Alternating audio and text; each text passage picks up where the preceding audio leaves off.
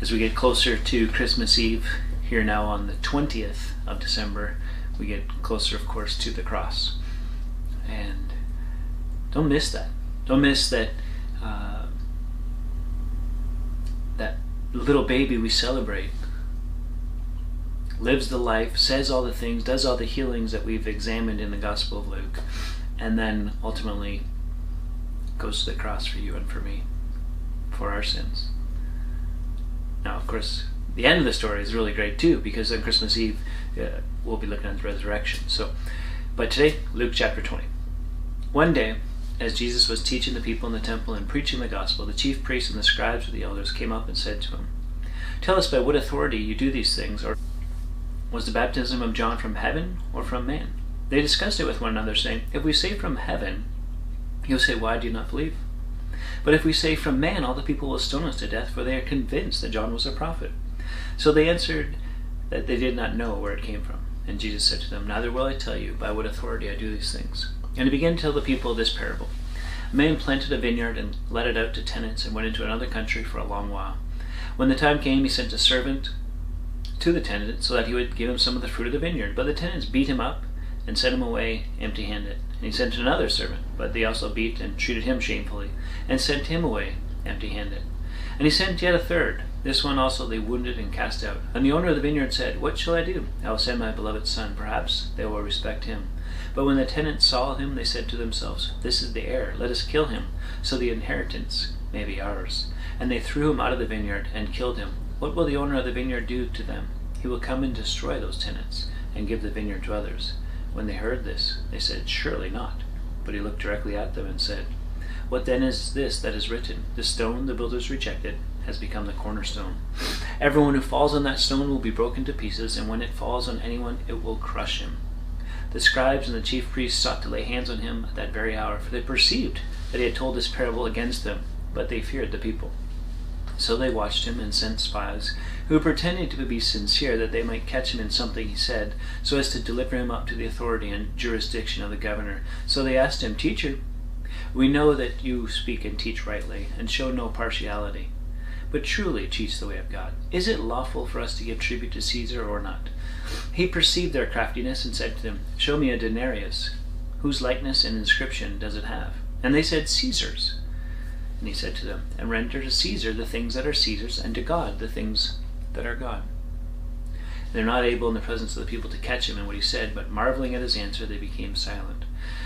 There came to him some Sadducees, those who deny that there is a resurrection. And they asked him a question, saying, "Teacher, Moses wrote for us that if a man's brother dies having a wife but no children, the man must take the widow and raise up offspring for his brother. Now, first there were 7 brothers, and the first took a wife and died without children. The second and the third took her, and likewise all 7 left no children and died. Afterward the woman also died. In the resurrection, therefore, whose wife will the woman be? For the 7 had her as a wife."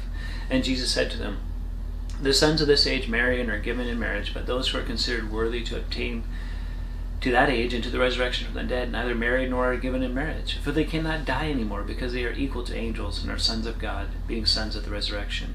But that the dead are raised, even Moses showed in the passage about the bush, where he calls him the Lord, the God of Abraham and the God of Isaac and the God of Jacob. Now he is not God of the dead, but of the living, for all live to him." And some of the scribes answered, "Teacher, you have spoken well," for they no longer dared to ask him any question.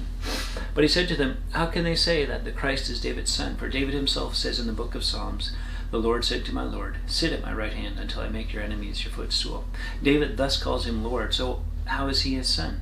And hearing of all the people, he said to his disciples, "Beware of the scribes, who like to walk around in long robes and love greeting in the marketplaces and the best seats in the synagogues and the places of honor at feasts, who devour widows' houses and for a pretense make long prayers. They will receive the greater condemnation." Well, we're definitely moving to the end as we see Jesus interact with the religious people, and they're challenging him in every way possible, looking to trip him up, looking to downplay who he is, catch him up so that they could turn him over to the authorities, and it doesn't happen. And the parable of the tenants is a reflection of that, of where their hearts are at, that they actually kind of perceive that it was against them, and it probably was, right? It was probably that recognition that they didn't have prior to, but are now understanding they're standing in opposition to Jesus and ultimately to God. And this whole idea of resurrection, this whole sect, the Sadducees, who didn't believe in a resurrection, and they asked this hypothetical question, right? And often people are good at hypotheticals when they don't want to deal with the real issue.